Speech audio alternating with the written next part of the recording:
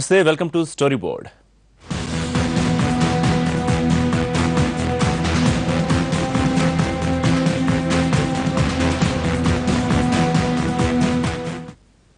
పగ, ఆధిపత్యం ఈ రెండు పదాలు మానవ చరిత్రలో రక్త చరిత్రను ఓ అధ్యాయంగా మార్చేశాయి.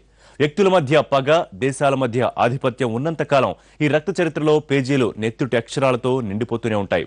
అలాంటి చీకటి అధ్యాయంలో ప్రపంచానికి తెలియని ఎన్నో కోణాలు బయటకు వస్తూనే ఉంటాయి.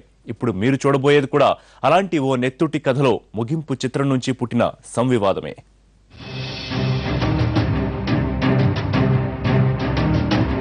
ప్రపంచ ఉగ్ర చరిత్ర గతిని మార్చివేసిన దాడి అది. ఉగ్ర చరిత్రను 9/11 దాడులకు ముందు, 9/11 దాడుల తర్వాత అని విభజన రేఖ గీసేంతగా అగ్రరాజ్యం వేలుతో ఆ దేశం ఆర్థిక నేత్రాన్ని చిదిమేసిన లాడెన్ వ్యూహ రచన అది. ఆ దెబ్బతో పెద్దన్న కూడా నిలువెలా వణికిపోయాడు. ఆ రోజు నుంచి ఇప్పటి వరకు ఎక్కడ చీమ చిట్టుకుమన్నా భయపడుతూనే ఉన్నాడు. ఎందుకంటే వాళ్ళ భయానికే భయం పుట్టించేంతగా భయపెట్టాడు లాడెన్. ఆ రోజు నుంచి లాడెన్ కోసం అమెరికా వెతకని చోటు లేదు, చెయ్యని ప్రయత్నము లేదు. 10 ఏళ్ల పాటు వెతికి వేసారుతున్న తరుణంలో అనూహ్యంగా ఆ రోజు లాడెన్ మరణ వార్త మరోసారి ప్రపంచాన్ని ఉలిక్కిపడేలా చేసింది.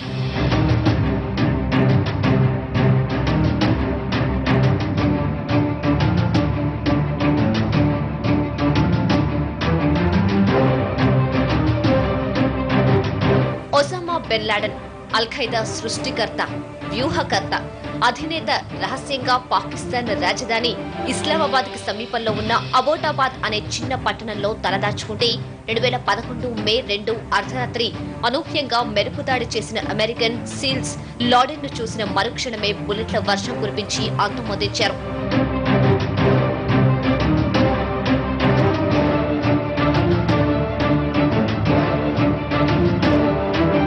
ఘటన జరిగి 3 ఏళ్లు దాటిపోయింది. కానీ ఈ పాత గాయం మరోసారి రేగింది. ఆ రాత్రి జరిగిన దాడి వెనుక మరో చీకటి కోణాన్ని ప్రపంచానికి పరిచయం చేస్తోంది. ఎప్పుడొచ్చామన్నది కాదనయ్యా, బుల్లెట్ దిగిందా లేదా అన్నదే మ్యాటర్ అంటూ ఓ సినిమాలో హీరో పేల్చిన బుల్లెట్ కథను మార్చేస్తే ఇప్పుడు లాడెన్ బుర్రలో దిగిన లాస్ట్ బుల్లెట్ పేల్చిందెవరన్న ప్రశ్న కొత్త కథకు, కొత్త ట్విస్ట్లకు, కొత్త వివాదాలకు తెరలేపుతోంది.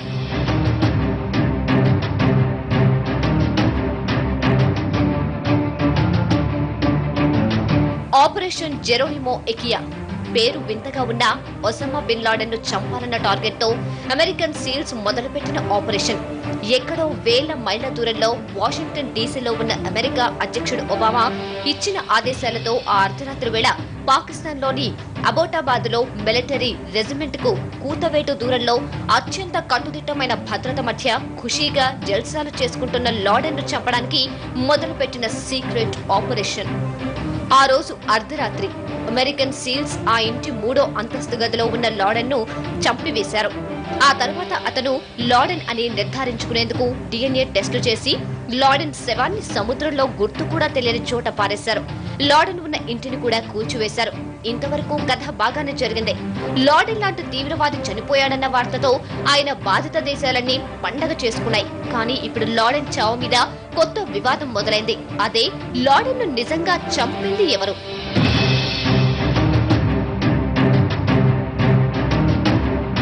ఇదే ఇప్పుడు తెరపైకి వచ్చిన వివాదం. ఇందులో వివాదం ఎందుకు?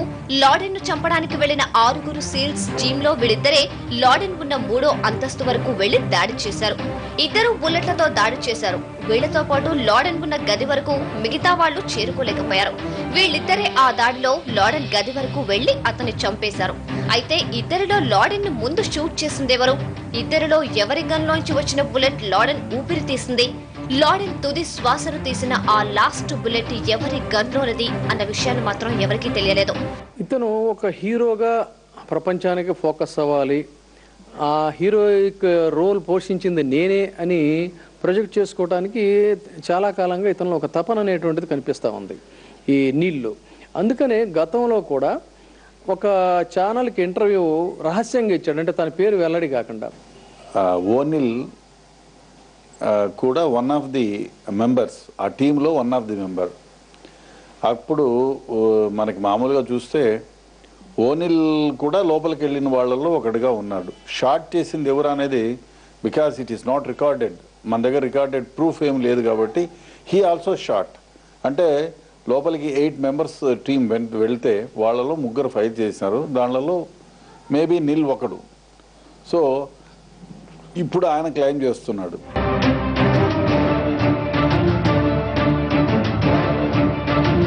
లాడెన్ చనిపోయిన తర్వాత అతన్ని చంపిన సీల్ ఎవరన్నది పెంటగాన్ కూడా బయటకు చెప్పలేదు. కానీ ఏడాది కిందట ఈ 6 మెన్ సీల్స్ టీంలో ఒకడు లాడెన్ గది వరకు వెళ్లిన మార్క్ బిసోనిట్ ఓ పుస్తకం రాశాడు. దాని పేరు నో ఈజీ డే. అయితే తన పేరుతో కాకుండా మార్క్ ఓవెన్ అన్న కలం పేరుతో పుస్తకం రాశాడు.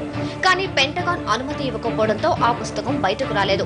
ఇప్పుడు మళ్లీ ఏడాది తర్వాత అదే టీం సభ్యుడు లాడెన్ గది వరకు వెళ్లిన రాబర్ట్ ఓనీల్ లాడెన్ ను చంపింది తానేనంటూ మీడియా ముందుకు వచ్చాడు. అంతేకాదు ఆ రోజు ఏం జరిగింది అన్నది సుదీర్ఘంగా ఇంటర్వ్యూ కూడా ఇచ్చాడు. దీంతో లాడెన్ ను చంపిన లాస్ట్ బుల్లెట్ ఎవరిదన్న రచ్చ ప్రపంచమంతా పాకింది. అసలు 2011 మే 2 అర్ధరాత్రి అబోటాబాద్ లో ఏం జరిగింది? ఆ రాత్రి లాడెన్ ఊపిరి తీసిన లాస్ట్ బుల్లెట్ ఎవరి గల్లోంచి వచ్చింది? బ్రేక్ తర్వాత చూద్దాం.